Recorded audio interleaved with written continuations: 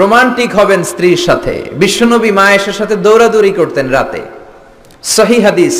একদিন বললেন চলো কে দৌড়াতে পারে, ওটা কে ধরতে পারে। দুইজন দৌড়, বিশ্বনবী আস্তে দৌড় দিলেন, মা আয়েশা আগে ধরে ফার্স্ট হলেন। ওমিয়া বিশ্বনবী যদি জোরসে দৌড় দেয়, পৃথিবীর কোনো পালোয়ান নবীর সাথে দৌড়ায় পারে? ইচ্ছা করে জিতায় দিলেন, ইচ্ছা করে। মা আয়েশা খুব খুশি। বিশ্বনবী চাইলেন একটু খুশি হোক, জিতায় দিলাম আর কি, সমস্যা কি। তার 7 বছর পরের ঘটনা। মা আয়েশা একটু মোটা হয়ে গেছে, আবার বললেন রাতে, আয়েশা চলো আজকেও দৌড় দৌড় খেলি, মদিনায় তো সবাই ঘুমায়। মা আয়েশা মহা খুশি, ভাবছে ওই দিনও হারাইছে, আজকেও হারাবে। বিশ্বনবী মনে মনে বলে আজকে নো চান্স, আজকে চান্স দিব না। তো চলো ওই পিলার ধরি, দুইজনে দৌড়। বিশ্বনবী চান্স দেয় নাই।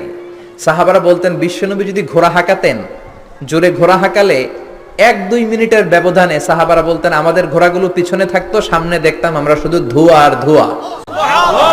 বিশ্বনবী ওনার ঘোড়া নিয়ে যে কয় মাইল সামনে চলে গেছে আমরা নিজেরাও জানি না। কি পালোয়ান! মক্কার সবচেয়ে বড় কুস্তিগিরকে 3টা আছাড় মেরেছিলেন উনি। ওনার এক হাতে ছিল জান্নাতি 40 জনের শক্তি, পড়েন সুবহানাল্লাহ। আয়েশা ভাবলেন আজকেও হারাবে।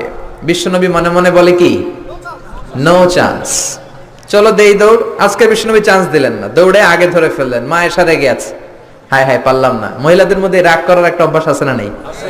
কথায় না কথায় রাগ করে, এটাই ওদের সৌন্দর্য, এতেই ওদেরকে মায়া লাগে, ঠিক কি না?